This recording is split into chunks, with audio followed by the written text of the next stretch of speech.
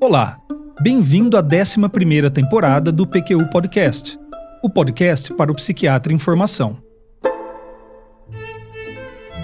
Aqui é evidência com opinião. Eu sou Vinícius Guapo e é uma satisfação tê-lo como ouvinte.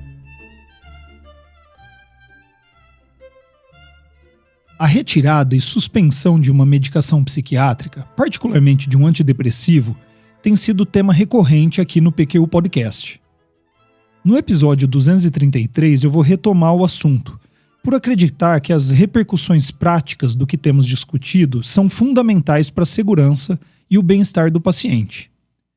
E também porque em cada episódio abordamos o tema por um ângulo diferente, e assim amadurecemos nossas reflexões em busca de uma melhor compreensão das evidências disponíveis. O que tem nos motivado a reiteradamente estudar e discutir a retirada de antidepressivos é a observação de que muitos pacientes têm usado estas medicações por longos períodos de tempo, sem evidências de eficácia e segurança que sustentem esta conduta. Pense na sua prática, nos pacientes com quem conversa. Por quanto tempo, em média, esses pacientes têm usado antidepressivos? No episódio 216, o Luiz Alberto citou um levantamento realizado por Ian Liu e colaboradores, publicado na Frontiers in Psychiatry em fevereiro de 2020, que revelou que pacientes com diagnóstico de episódio depressivo maior, tratados com antidepressivo em monoterapia nos Estados Unidos, usam esta medicação em média por mais de 5 anos. Provavelmente, o que você tem visto não se distancia muito desse dado. O PQU Podcast é uma iniciativa independente do Luiz Alberto e minha, que conta com a valiosa colaboração da Maria Clara Faleiros e do Tiago Apolinário, além de podcasters convidados. Aqui apresentamos evidências e opiniões que consideramos úteis na sua prática psiquiatra em formação. Se gosta do nosso podcast, divulgue-o entre seus amigos e colegas. Como estava dizendo, o uso de antidepressivos por anos, como os levantamentos mostram ser prática comum, distancia-se das orientações dos protocolos de tratamento e também da expectativa dos pacientes, que a princípio não gostariam nem mesmo de ter que usar uma medicação, quem dirá mantê-la por longos anos. Uma hipótese para o uso prolongado de antidepressivos é o fato de que a retirada dessas medicações pode se mostrar mais difícil do que se esperava na ocasião de seus lançamentos. No episódio 154 do PQU Podcast, o André Boim, à época podcaster colaborador, apresentou e discutiu uma longa revisão a respeito do tema e mostrou que a ocorrência de sintomas de abstinência ocorre em cerca de 56% das pessoas que tentam diminuir ou retirar um antidepressivo e que 46% delas caracterizaram esses sintomas como graves. Diante da dificuldade, médicos e pacientes tendem a recuar no ímpeto de seguir o planejamento e suspender a medicação.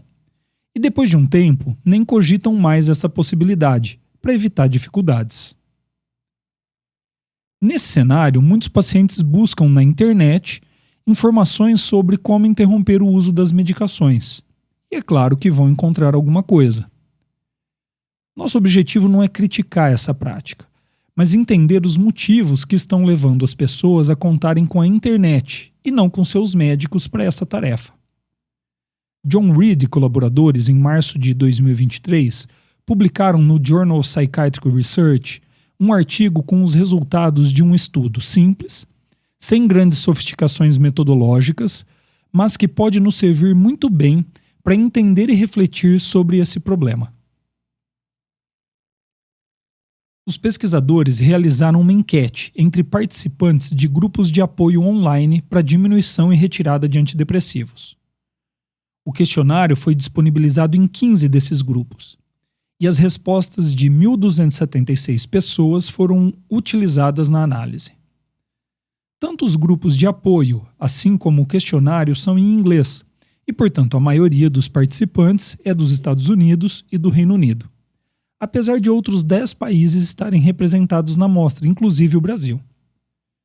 Os dois grupos online com maior número de respondentes foram o Surviving Antidepressants e outro com o irônico nome de Cymbalta Hurts Worse. Mas vamos ao que interessa. A maioria dos participantes do estudo disse ter sido diagnosticada com depressão, 59%, e ansiedade, 49%. E esse diagnóstico era o principal motivo para estarem usando o antidepressivo. Pouco menos da metade disse que o tratamento havia ajudado, 49,2%, o que já é preocupante. Ruim até.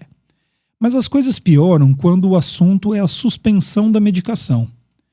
57% dos pacientes disseram que consideraram as orientações de seus médicos sobre a retirada da medicação de muito pouca ajuda. E apenas 6,2% consideraram que as orientações ajudaram muito. É claro que devemos notar que esta não é uma boa amostra da população geral atendida pelos médicos, mas uma amostra de pacientes que procuraram grupos de autoajuda online justamente por estarem insatisfeitos com o encaminhamento terapêutico oferecido. Viés identificado, ainda assim é assustador que exista um grupo de pacientes tão insatisfeito com o atendimento oferecido por nós médicos. Os motivos mais frequentes para insatisfação foram: 1. O médico recomendar redução muito rápida da dose do antidepressivo. 2. O médico não ter familiaridade com a síndrome de abstinência a antidepressivos para orientar o paciente. 3. O médico dar a entender que a diminuição ou retirada do antidepressivo não causaria abstinência.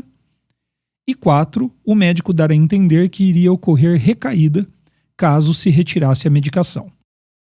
Tais respostas sugerem que existe um problema de ordem técnica, ou seja, alguns médicos, difícil quantificar este dado, mas estimamos que não são poucos, não têm conhecimento e treinamento adequado sobre retirada de antidepressivos e suas consequências. A própria literatura para orientar a retirada da medicação é insuficiente. Em uma revisão Cochrane, publicada em 2021, Van Leeuwen e colaboradores terminaram seu grande esforço de revisão concluindo que a literatura disponível não pode determinar a eficácia e segurança das estratégias de descontinuação de antidepressivos estudadas. Um alerta óbvio, mas necessário: o fato de não haver evidências de qual a melhor e mais segura estratégia de retirada não quer dizer que devamos manter a medicação indefinidamente ou por muito tempo. Tampouco existem evidências claras sobre os benefícios do uso prolongado. Retomando o estudo de Reed e colaboradores, nele os autores incluíram um conjunto de questões para avaliar qual era a disposição dos entrevistados em buscar ajuda médica para a retirada de um antidepressivo. A resposta é um pouco surpreendente, já que apenas 34% dos entrevistados disseram não ter buscado orientação de seu médico para suspender o uso da medicação. Eu esperava que este número fosse maior e que o grande número de pessoas com dificuldades na retirada de um antidepressivo passassem por isso por tomarem condutas por conta própria. Esses dados aqui não apoiam a minha expectativa. Complementando informações que dei há pouco, temos que, dentre os pacientes que buscaram auxílio do médico para suspender o antidepressivo que tomavam, 55,6% dos entrevistados disseram que o médico sugeriu uma retirada que eles consideraram rápida demais. 27,2% que o médico não apoiou a demanda e não deu orientação algum de como proceder com a retirada. 19,9% que o médico apoiou a ideia e tentou ajudar. 15,6% que sugeriu uma parada abrupta de um dia para o outro. E 9,1% que o médico ajudou o paciente a montar um plano gradual de retirada e colocou-se à disposição para guiá-lo pelo processo. 2 pontos chamaram nossa atenção quando eu discuti esses achados com Luiz Alberto. O primeiro foi o despreparo de muitos dos nossos colegas para realizar essa parte de um tratamento antidepressivo à base de medicamentos, claramente negligenciada. O outro foi a falta de disposição em levar em consideração a demanda do paciente.